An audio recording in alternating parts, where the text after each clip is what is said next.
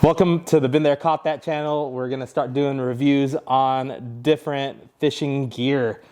I'm Edward Tomalosa with Hook to Cook, and today we're gonna take a look at the Okuma Hawiian Custom. Normally here in our area, it's a big surf perch fishing community, also striped bass and halibut every now and then.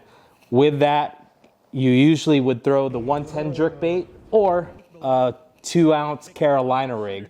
And before the rod that we're going to review, there weren't a lot of options that can actually cast that 1/2 ounce to that 2-ounce threshold. And I mean, I've tried a few of them, but specifically one that can do both and do them very well, I would definitely recommend the Okuma Hawiian Custom. This one in front of me now is the one that I've been using all of last season.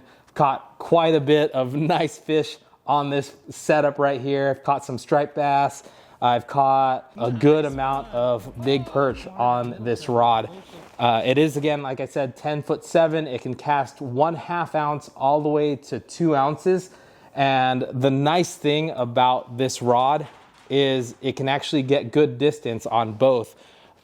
I don't know if I could show you, but the parabolic bend to this rod is very, very forgiving when it comes to the Carolina rig. The Carolina rig, if you're using a rod that's too stiff, it's really, really easy to pop the hook out of a fish's mouth, especially when you're targeting perch. Sometimes you'll get them in that soft part of their mouth and all of a sudden you lose them.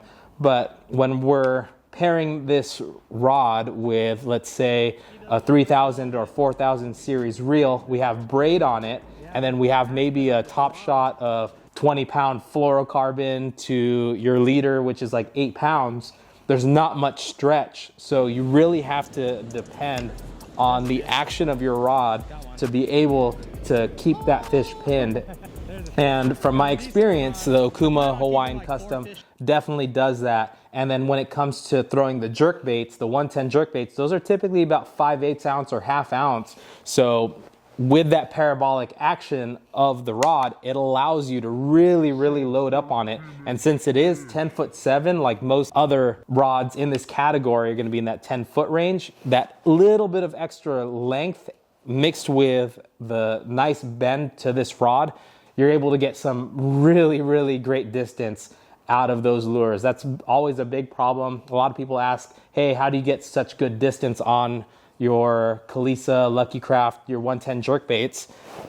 It's gonna be mainly due to your rod action and how light of line you're going with.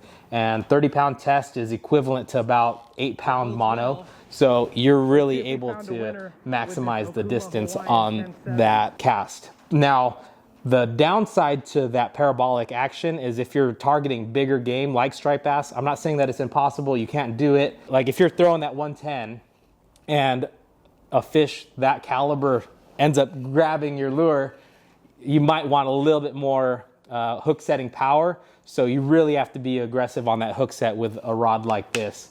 Again, not saying it's impossible to set the hook on a big striper, but in order to bury that hook into that fish's mouth, you're really gonna have to give it a good hook set. But other than that, this thing has been amazing. Again, I would pair it with a 4000 series reel with 30-pound braid.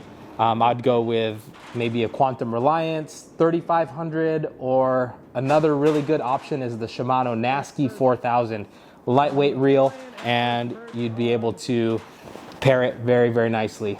So you guys can find this here at Been There Caught That. You can go to their website or give them a call and see if they have them in stock, which they do. They have a lot of them in stock. Thank you guys for watching. We'll catch you guys on the next one.